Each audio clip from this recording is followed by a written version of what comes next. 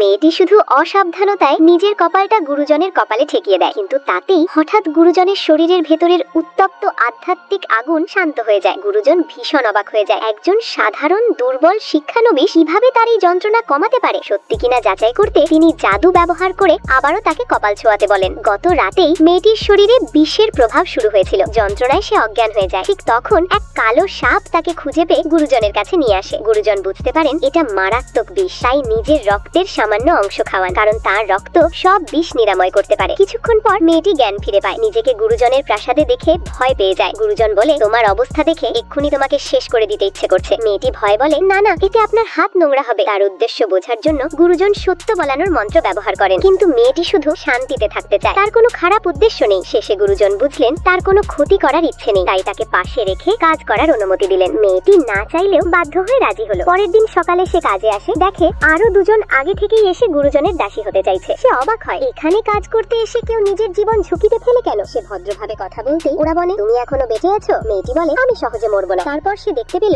সামনে এক অদৃশ্য বাধা। সে চিৎকার করে বলে, গুরুজন, আমি কাজে এসেছি। হঠাৎ সে সহজেই ভেতরে ঢুকে যায়, কিন্তু অন্যরা ঢুকতে গেলে ছিটকে পড়ে। ভেতরে ঢুকে তাকে পুরো প্রাসাদ 10 বার পরিষ্কার করতে বলা হয়, কিন্তু গুরুজন যেতেই সে কাজ ফাঁকি দিতে শুরু করে। ঠিক তখন কালো সাপ এসে তাকে গুরুজনের ধ্যানস্থ স্থানে নিয়ে যায়। সেখানে গুরুজন প্রচন্ড যন্ত্রণায় কষ্ট পাচ্ছিলেন। মেয়েটি ভাবে হয়তো তার জ্বর হয়েছে। সে হাত দিয়ে পরীক্ষা করতে গিয়ে অজান্তেই কপালে ঠেকে যায়, আর তখনই গুরুজনের শরীরের আগুন মুহূর্তেই শান্ত হয়ে যায়। গুরুজন অবাক, সে সত্যিই তার যন্ত্রণা কমাতে পারে। আবার পরীক্ষা করে নিশ্চিত হন, এবার পুরোপুরি শান্ত হয়ে যায় সেই আগুন। তখন গুরুজনের মনে এক সাহসী পরিকল্পনা আসে। পরের দিন মেয়েটিকে একটি ফুলে পানি দিতে বলা হয়। এই ফুলটি সাধারণ নয়, এটি গুরুজনের রক্ত দিয়ে তৈরি এবং এর একটি রূপও বটে। এর এক পাপড়ি কারো 1000 বছরের শক্তি বাড়াতে পারে। অনেকে আসলে এই ফুলের লোভেই এখানে আসে, কিন্তু মেয়েটি কিছুই জানতো না, আর ঠিক সেই অজ্ঞানতাই তাকে অন্যদের স্বপ্নের জিনিস এনে দিল। গুরুজন বললেন, এই ফুলটা তোমার জন্য।